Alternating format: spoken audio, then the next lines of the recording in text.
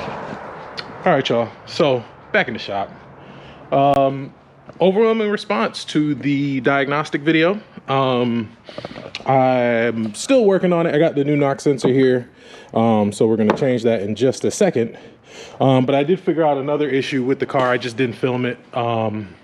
Whoever did it was a brand new ignition. I see somebody commented the ignition control module, and they were right somewhat. I'll tell you why. What happened was, and I should have kept it out so you guys could see, but basically what happened, whoever changed the ignition control module in the car, they cleaned the metal plate. So in between the metal plate and the actual control module on the back with the metal pieces, there's supposed to be, some people use dielectric grease, some people use white lithium grease, but there should be some type of heat sink grease between the ignition control module and that metal plate.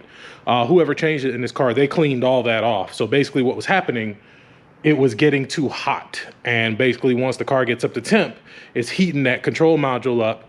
And because it's having direct contact, it was making the car shut off. So we pulled it apart, put some white lithium grease, not with white lithium grease, some heat sink grease I got from AutoZone in there. I didn't want to run it too long just to check. I'm going to wait till I put that knock sensor in because it is in a coolant package, so I don't want hot coolant falling on me. But once I do that, I'll hook it back up and I'll let it run, and I think that should fix the problem. Very important, guys. If you're changing your ignition control module, it comes with a pack of heat sink grease. It's there for a reason. It's no problem cleaning off the old one, but you definitely want to make sure you put new grease in there. Not dielectric grease. I saw some people, I Googled it, you know, I went on the old Impala forum and a couple LT1 forums just to see what people were using, if there was an alternative, to see if I had some of it here. And I did have white lithium grease here, but I've seen some people said dielectric grease, some people said white lithium, but most of the guys out there, experienced guys, said heat sink grease. So I went and grabbed some, threw it on there. So it's all back together now, and then we'll change the knock sensor and hope for the best. But today, let me show you what we got going on. So we got the 5.7 car back in the shop. She is about 98% done. We got the tune dialed in. It idles great now. That was a huge issue I was having with it. It would randomly idle up super high, and then after I took it to the car show, brought it back, it wouldn't even start.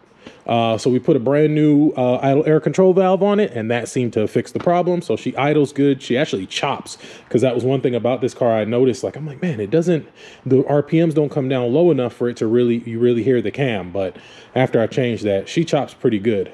So the last thing we had to do since the last video was we put the center console lid in there from Adrian Rogers, custom made for this customer. I think the name is Dark Side. Yeah, come to the dark side. So that's pretty cool. Dark Side. And it lights up, comes on with the lights. Oh, you can't really see it because it's bright in here. And then we have to fix the rocking seat. So the top part I can't do anything about, but the bottom part definitely is better. So those are the last two big things. What we're working on today is trying to figure out this AC issue. So I started going through a couple diagnostic steps, and I was like, you know what, this will make a good video. So I took it to a place down the street from me and had them make some custom AC lines. Normally you can run the stock line, it'll come right here, but this customer wanted a little bit more of a cleaner look. So I had some custom lines made, and I mean, it's a lot better than it would have been, but I think the stock line probably would have looked about it looks a little cleaner. I like it. I just wish they could have went down and up, you know, really kind of like went down and came up this way, kind of hide it right here, but it is what it is. It's done now. So I do have the low pressure side at about 70 PSI. The high side is about 100, but the compressor is not clicking on. So I'm just taking you guys through my diagnostic process to try to figure out why. So there's a couple things we can do right off the rip to try to figure that out. A real common problem with any AC system is your high and low pressure switches. So basically this is your low pressure switch on the accumulator, and this will send power to your compressor once it reads a certain amount of pressure in here. So if this goes bad, this thing could be at 1,000 PSI. Well, it'll probably explode by then, but it could have, you know, 100 PSI in here, and it'll never activate the compressor. You'll just keep filling it, not knowing why or what's going on. So a real simple fix you can do is pull the connector off and just kind of bypass this, and you just jump this together. So I got the Cartier pin here. So basically just put it in there, and that'll close that circuit and mimic what this does. If your compressor still doesn't click on, which is the situation we have now, so I've already did that and try to make the compressor click on. It did not click on. What I'm going to do now is try to find the schematic for the high pressure switch, because maybe it's the high pressure switch stopping it from turning on, and then try to jump this wire to try to bypass this switch to see if that'll cause it to click on. So I'll kind of take you through some of the steps that I already took.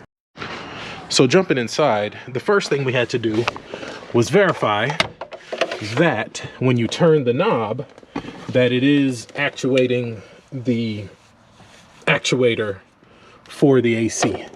So if you look way back there, hold on, let's see. You know how I am with this light in here. So if you look right about, see, am I touching the right thing? Yeah, right there. See that little bar? That's what controls this. And this is vacuum actuator. Remember from the last video, vacuum, mechanical, electric. So if we start the car, you'll see that bar move. You can see it, but hold on. All right, so you can see it move. See it moving? So we verified that it is getting vacuum. Car's kind of loud. So by doing that, we verified that the vacuum from the engine is coming through, and it'll come through this line here out of the harness and connect to this. So that's one way. And I've already kind of checked this one. I checked it earlier. A good way to tell too is pull this off with the engine running and put your finger here. If you're not feeling any suction right here, which is what it was when I first started this, it was disconnected under the hood. So as long as you can feel suction through here and that thing is moving, then we got that problem. That's one part of it that we solved. And I may not even fix this in this video. Hold on. I may not even fix it because I've kind of gotten to a point, but I just kind of want to retrace my steps and show you what I've done so far. If anybody has any suggestions, chime in. I'm trying to get this video posted today. So we verified that we got vacuum to the HVAC system. That's the first thing. So we want to make sure when we turn that knob, something's happening. So it is moving the thingy. Next thing we want to do, because this actuates a bunch of different things, we got max AC, bi-level, vent, heat, blender, and defrost.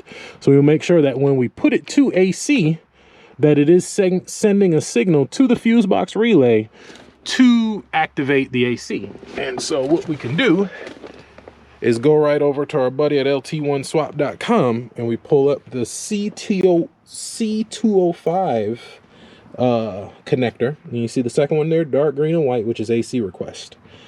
Shout out to lt1swap.com, man. If you don't know about this website, man, this is a great resource for troubleshooting and just working on these Chevys in general. So what we're going to do is go to pin B, dark green and white, AC request, and make sure that when we do turn it to AC, it is powered up, and when we turn it off, it is powered down. So let's do that. So we shouldn't need the engine running for this. So I'll turn it off and move this out the way best I can. All right, so they're lettered here, so A, B, C, D, E. So here's your dark green and white. This is your AC crest swap. So we come in here and we can reach the metal. So we see the key's on and it's off. Let's see if you can see the power probe there. All right, now we're gonna turn it on and see what happens. Okay, so that's max, that's AC. Now we're at vent, heat, defrost. Everything else actuates the AC compressor except heat and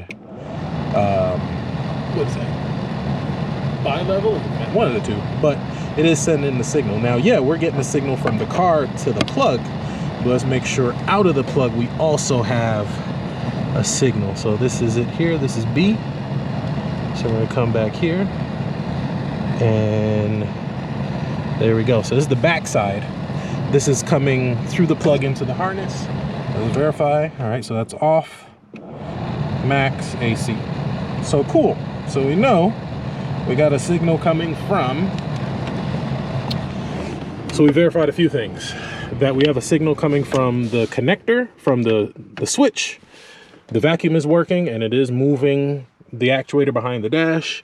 We are confirming that we do have an electrical signal into the firewall connector and out of the firewall connector. So what we got to check now is the fuse box.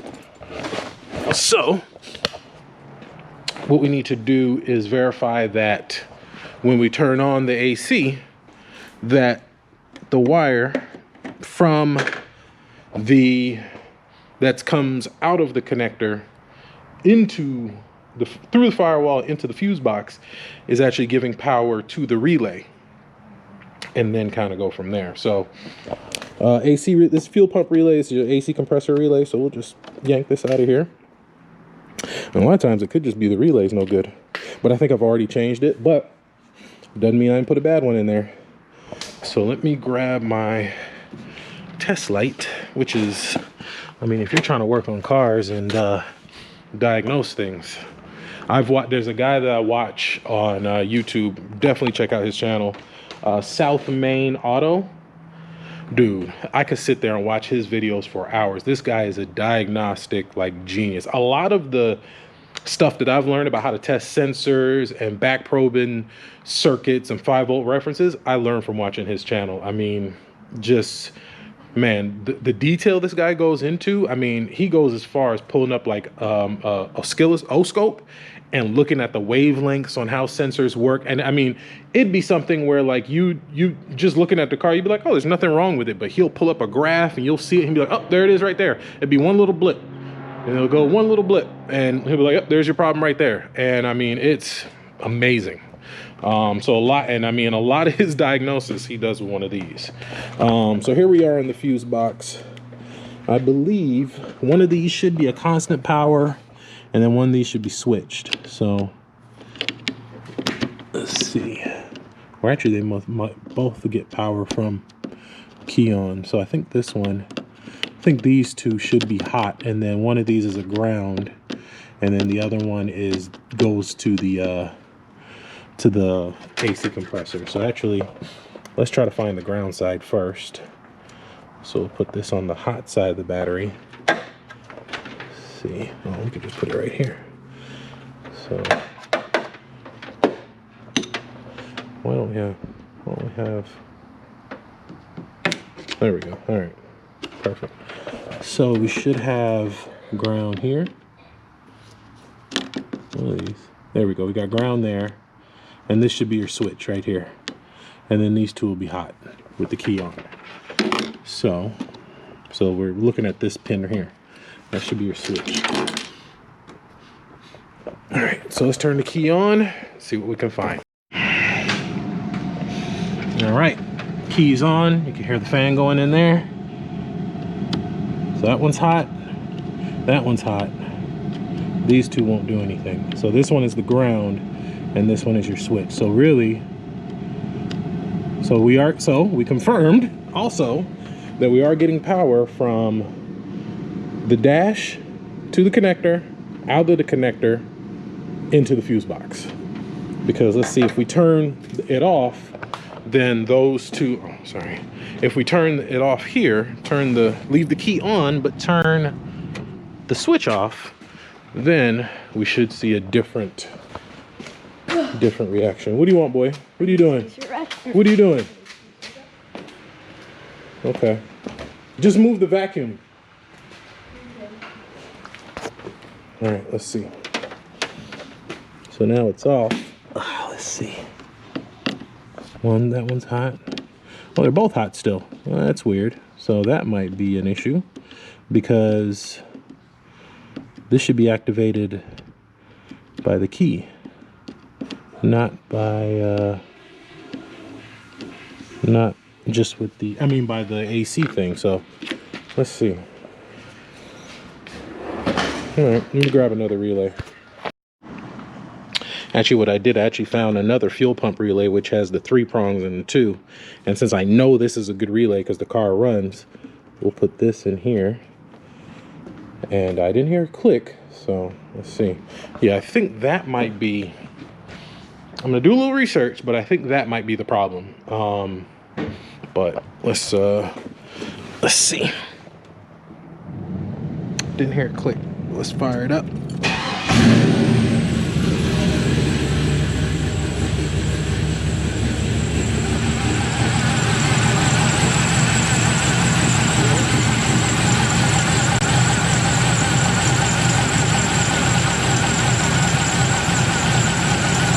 Still nothing.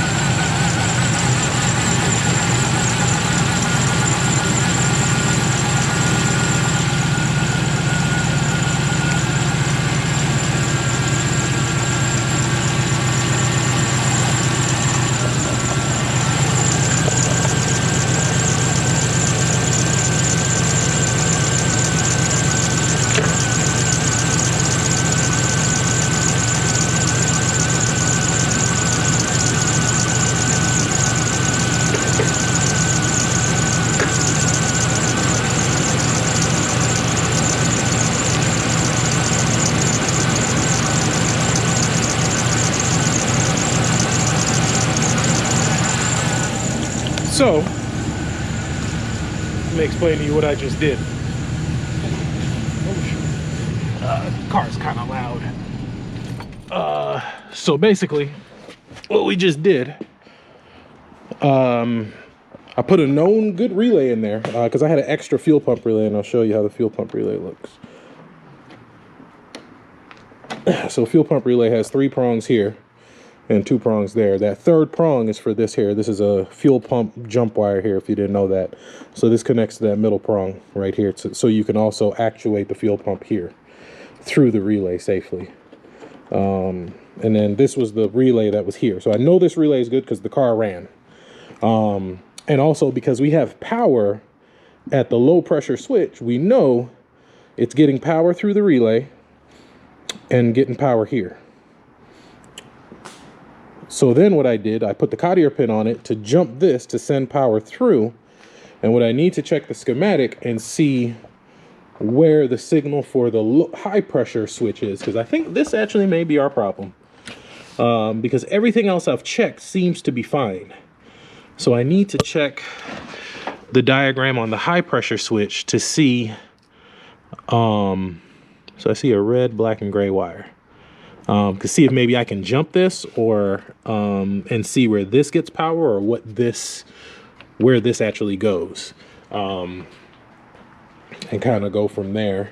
Now, if we do that, and so my next step, like I said, will be to check the schematic for the high pressure switch wiring, see where that goes, see what it does, verify that it is getting the right signals and everything like that. We'll jump it, see if that kicks the compressor on.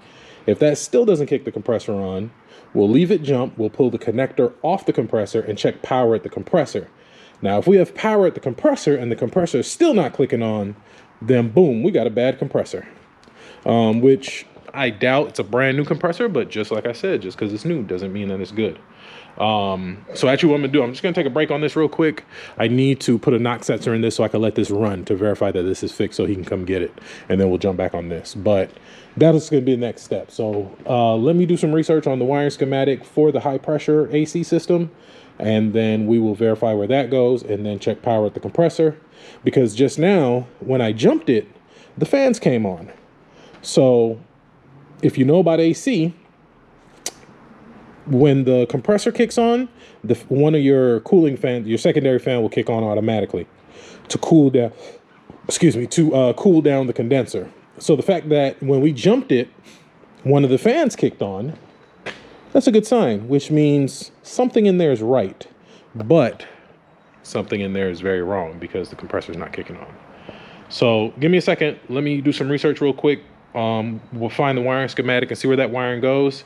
Knock out this knock sensor. I'm gonna move this out, put this car outside, let it run, make sure it doesn't shut off, call him, hey, come get it, and then we'll jump back on this.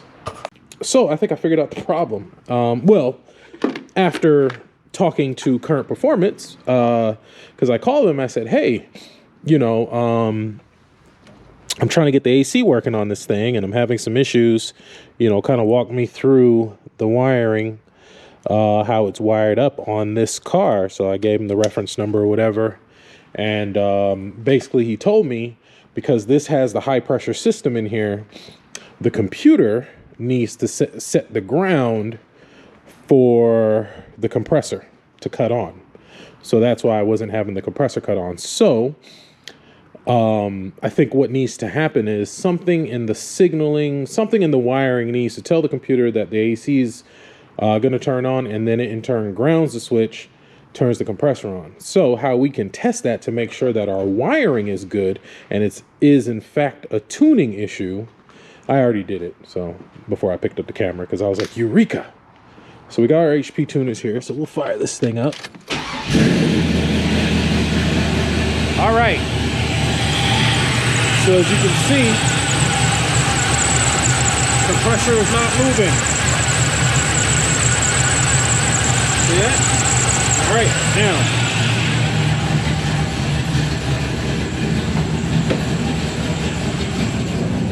We go in here to our HP tuners. See that? AC clutch. Turn this on. Oh, let me just show that it's still not on after I hit that button. Still not moving, but hold on.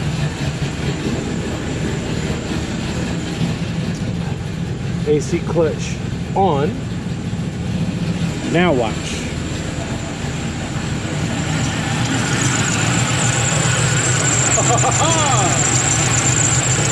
So,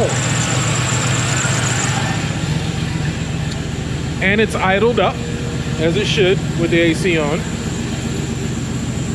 and it's blowing cold. Actually, it's actually really cold, but it is cold outside, so figured it out. So I bet you're thinking, well, what does that mean, Ray? It's in the tune.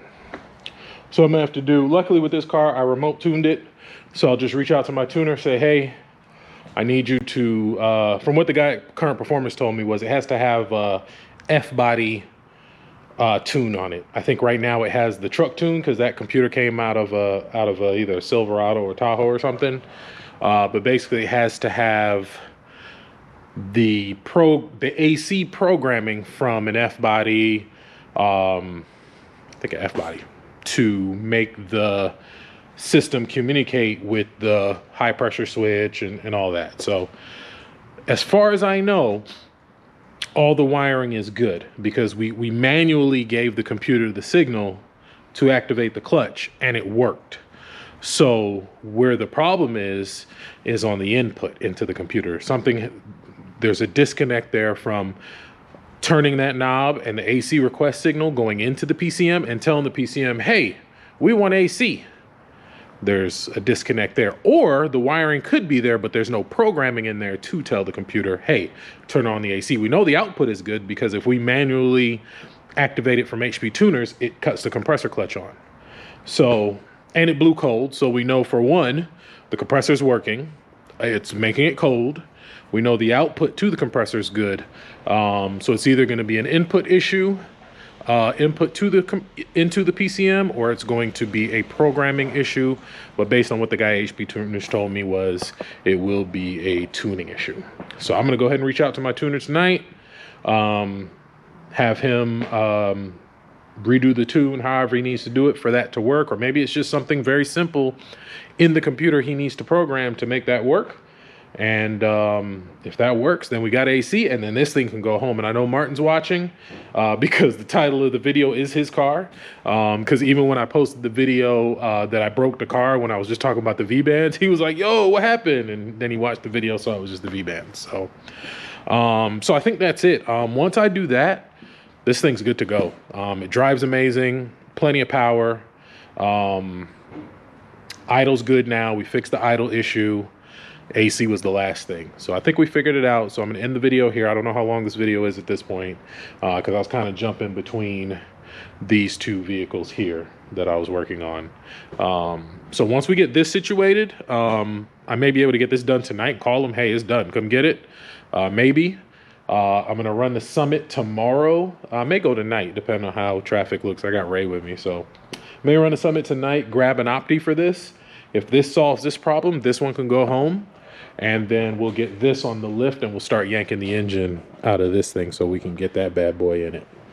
So that's it for this one. Hope you guys enjoyed the diagnostic process. You know, shout out to the guy who commented on the last video, the diagnostic video. Actually, no, I'll tell you his name right now. All right, so yeah, just DNA Newman. Yeah, definitely appreciate the everyone had fixed this. It was the metal sheet on the back and get heat soaked and cause background connection back to PCM. Yes, so that was, yeah, I did take your advice on that. I did check it. That was a problem. That was definitely a problem because there was no heat sink grease on the back of the ICM to affect the ground and all that. But after I took the module, I put the module on this one, on that car, which this car ran perfectly, I knew that was no longer the problem. I think it was more of a connection from the Opti going bad, the Opti. And just real quick, shout out to Craig Jones, the King David, my boy Jason. You can still knock sensor, B Porter 215. I think that's Billy. Darrell Durden, shout out to you. My boy Clayton, we went to high school together. We actually went to middle school together. And I don't even think he's a car guy. I had just made a post on Facebook like, hey, you know, it costs nothing to show love. Shoot me a subscription. You don't even got to watch the videos. And he actually watches the videos and enjoys them. So shout out to you, bro. Who else? Just Too Easy, the tried and true. Yep, the Impala form still comes in handy. So shout out everybody that, you know, comments on the videos. Craig, I see you all the time. The King David, my boy Jason, he actually pulled up at the shop. One Eye Bandit, he pulled up to the shop one time. I should have filmed him when he came, as much as he be commenting. But yeah, man, we got some heat coming. And you know, who else? Mike Gay, shout out to you, bro. Slick 50, 96 Southern Boy, Cartier, Roulette. No, and oh, that was the guy who commented, how can I get in touch with you? It's not personal, bro. It was just kind of an example of what I deal with. Henry Smith, you know, definitely appreciate you, bro. Always. Quentin, Treywick, shout out to you. Tact for Life, Eddie Linton. And of course, my boy, Mr. LGI, for letting me get this thing right for him. So just wanted to shout out a couple people personally. You know, cool. Just want to shout out a couple people personally, you know, without making the video too long. So yeah, hope y'all enjoyed the diagnostic process. I'll make some more videos like this, kind of show my process and how I actually fix these cars. I'm not just a part swapper. Sometimes, now, don't get me wrong, sometimes it's actually quicker just to swap a part to see if it works than it is to go through wiring diagrams and all that. Like the ignition control module, it's just 2 bolts, take the grounds off, put it on there, let it run, see if it does the same thing. It did the exact same thing with the other ignition control module. So that was an easy way to, you know, but you know, with the knock sensors and all that stuff, you know. But anyway, so we'll next video will be putting this thing back together, and hopefully I can get a video on pulling this thing out of here. So catch y'all in the next one.